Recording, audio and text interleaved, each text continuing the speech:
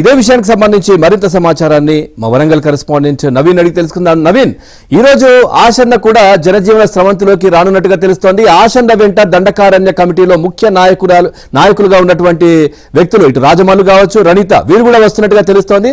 పెద్ద ఎత్తున మావోయిస్టులు అయితే జనజీవన స్రవంతిలోకి కలవబోతున్నారు. పూర్తి అప్డేట్స్ ఏంటి? పవన్, ఆశన్న లొంగుబాటు అయితే తెలంగాణలో మావోయిస్టు పార్టీకి మరో కీలకమైనటువంటి ఎదురు దెబ్బగానే చెప్పుకోవాల్సి ఉంటుంది. ములుగు జిల్లా వెంకటాపురం మండలం లక్ష్మీదేవపేటకు చెందినటువంటి ఆశన్న అలియాస్ తక్కలపల్లి వాసుదేవరావు, ఈయన 1989లో అజ్ఞాతంలోకి వెళ్లారు. ఈయన పీపుల్స్ వార్ గ్రూప్ చేపట్టినటువంటి అప్పట్లో పలు కీలకమైనటువంటి ఆపరేషన్లకు ఆద్యుడిగా చెప్తా ఉంటారు. ఈయన ఎవరైనా బాంబు బ్లాస్ట్ లాంటివి కీలకమైనటువంటి ఆపరేషన్లు చేయడంలో, తర్వాత మందు పాత్రలు తయారు చేయడంలో ఈయనది కీలకమైనటువంటి పాత్ర. ఈయన ఆ టెక్నికల్ టీమ్ లో కీలకమైనటువంటి వ్యక్తిగా చెప్తా ఉంటారు. గతంలో చంద్రబాబు పైన ల్యాండ్ మైన్స్, కెమెరా మైన్స్ దాడి చేసిన దాంట్లో కూడా ఆశన్నది కీలక పాత్ర అని చెప్తా ఉంటారు. అప్పటి నుంచి ఈయన పైన వందలాది కేసులు ఉన్నాయి. ములుగు ప్రాంతానికి చెందినటువంటి ఈయన దండకారణ్యంలో కీలకమైనటువంటి సభ్యుడిగా, కేంద్ర కమిటీలో కీలకమైనటువంటి సభ్యుడిగా ఎదిగారు. ఎంతో మందిని ఇక్కడి నుంచి ఉమ్మడి వరంగల్ జిల్లాకు సంబంధించినటువంటి ఎంతో మందిని పార్టీలో చేర్చుకోవడంలో ఈయన కీలక పాత్ర పోషించారు. ఆశన్నది పార్టీలో చాలా పెద్ద పాత్ర అని చెప్పుకోవాలి. అయితే ఈయన లొంగుబాటు అనేటువంటిది మావోయిస్టు పార్టీకి కీలకమైనటువంటి చాలా పెద్ద దెబ్బగా పరిగణించాల్సి ఉంటుంది. ఎందుకంటే పార్టీలో కీలక భూమిక, ఆ పార్టీకి సంబంధించినటువంటి సిద్ధాంతపరమైనటువంటి విధానాలు కావచ్చు, పార్టీ విడుదల చేసేటువంటి కార్యక్రమాలు, అంటే పార్టీ ప్రకటించేటువంటి కార్యక్రమాలు ప్రతి దాంట్లో కూడా ఈయనది కీలక పాత్ర. అట్లాంటి వాసుదేవరావు వాళ్ళ ఆశన్న లొంగుబాటు అనేటువంటిది మావోయిస్టులకు పెద్ద దెబ్బగా మనం చూడాల్సి ఉంటుంది. హైదరాబాద్ ఎస్ఆర్ నగర్ చౌరస్తాలో 99లో కూడా ఈయన ఒక ఐపీఎస్ అధికారి ఉమేష్ చంద్ర ఎవరైతే ఉన్నారో ఆయనను కాల్చి చంపిన దాంట్లో కూడా ఈయన కీలక పాత్రగా చెప్పుకోవాల్సి ఉంటుంది. అయితే ఆశను స్ఫూర్తిగా తీసుకొని, ఇన్స్పిరేషన్ గా తీసుకొని ఉమ్మడి వరంగల్ జిల్లాకు సంబంధించినటువంటి చాలా మంది అజ్ఞాతంలోకి వెళ్లారు. ఇంకా అజ్ఞాతంలో గడుపుతున్నటువంటి వారిలో ఉన్నారు.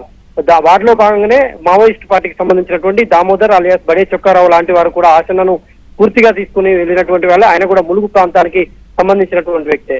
కాబట్టి ఆశన్న లొంగుబాటు అనేటువంటిది మావోయిస్ట్ పార్టీకి కీలక దెబ్బ. ప్రధానంగా ఉత్తర తెలంగాణకు అయితే కీలకమైనటువంటి దెబ్బగా భావించాల్సి ఉంటుంది. ఎందుకంటే ఒక్కొక్కరు కీలకమైనటువంటి నేతలు, మల్లోజుల వేణుగోపాలరావు కావచ్చు, ఇటు ఆశన్న కావచ్చు, వీళ్ళు ఒక్కొక్కరుగా కాకుండా వందలాది మంది మావోయిస్టులతో లొంగుబాటు అవుతున్నటువంటి కారణంగా ఇది మావోయిస్ట్ పార్టీకి ఒక జీవన్మరణ సమస్యగానే మనం చెప్పుకోవాల్సి ఉంటుంది. కేంద్ర హోంమంత్రి అమిత్ షా చెప్పినట్లుగా వచ్చే మార్చి నాటికి మావోయిస్టులను పూర్తి స్థాయిలో అంతమొందిస్తామని చెప్పినట్టుగానే దానికి మనం బాటలు పడుతున్నాయని చెప్పుకోవాల్సి ఉంటుంది. ఒక మాడవి, హిజ్మా లాంటి కొంతమందికి చెప్పుకోదగ్గ నేతలు తప్పితే కీలకమైనటువంటి నేతలంతా కూడా లొంగుబాటుకు సిద్ధమవుతున్నారు. ఇవాళ మావోయిస్టు పార్టీకి సంబంధించినటువంటి 200 మంది ఆశన్నతో పాటు కీలకమైనటువంటి సభ్యులు 200 మంది మావోయిస్టు లొంగుబాటు అనేటువంటి మావోయిస్టు పార్టీ చరిత్రలోనే ఇది ఒక అతి పెద్దమైనటువంటి లొంగుబాటు అని చెప్పుకోవాలి. ఈ విధంగా ఉన్న మహారాష్ట్రలో, ఇవాళ ఛత్తీస్గఢ్ లో రాష్ట్రాలకు సంబంధించి మావోయిస్టు, ఇప్పుడు బస్తర్ డివిజన్ అయితే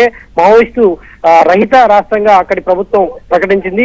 బస్తరు, అబూజ్మాడ్ అనేటువంటిది మావోయిస్టుకు ఒక ఆయువు పట్టు లాంటి ప్రాంతాలు. ఇలాంటి ఆయువు పట్టునే కేంద్ర ప్రభుత్వం టార్గెట్ గా చేసుకుని ఆపరేషన్ కగార్ చేపట్టింది. ఆపరేషన్ కగార్ చేపట్టినప్పటి నుంచి వందలాది మంది మావోయిస్టు చనిపోయారు. Maoist party కకావికలమైందని.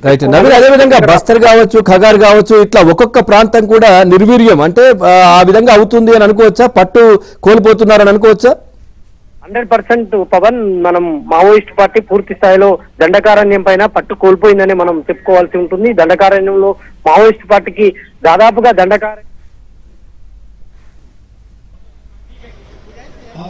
Right. Thank you Naveen, thanks for the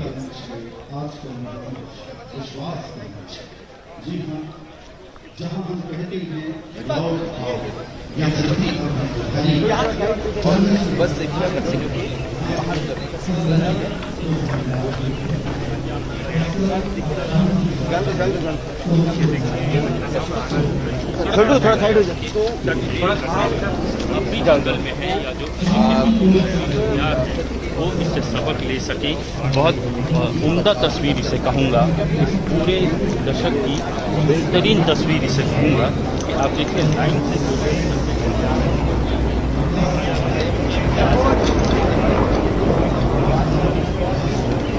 hello, हाँ भाई आतंक के बल पर इधर लाइन जा में सकती है। मैं नक्सल ठीक है, बोलना बोल नहीं होगा, मैं उसको सब कुछ कर लिया हूँ। नियत नीला नार बहुत बड़ी 12 बजे भी ड्यूटी खत्म हुआ ना, जाके स्क्रीन शॉट निकालूंगा, प्रिंट आउट और FIR कराएंगे। ठीक है, कायम करने में सरकार और कोर्ट में लोग सफल हुए थे, क्योंकि और देखिए ये मेरे ख्याल से अंतिम से जो फिलहाल अंदर गए हैं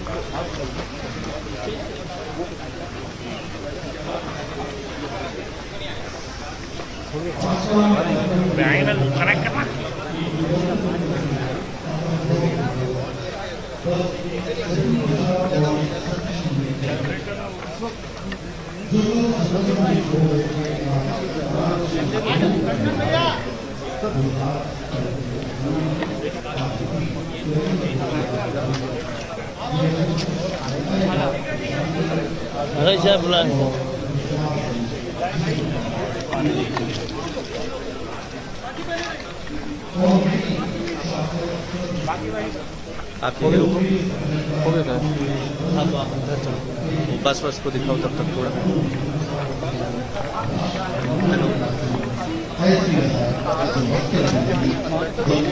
हिंदुस्तान को विकास की ओर ले जाएंगे। वही धरती बस्तर की बस कहानी बदल गई है, इंद्रावती की लहरों की रवानी बदल गई है। बंदूक हमारे हाथों में है पकड़ा है, जब से यहाँ की जवानी बदल गई। और इस इतिहास को देख भी जा रहे हैं।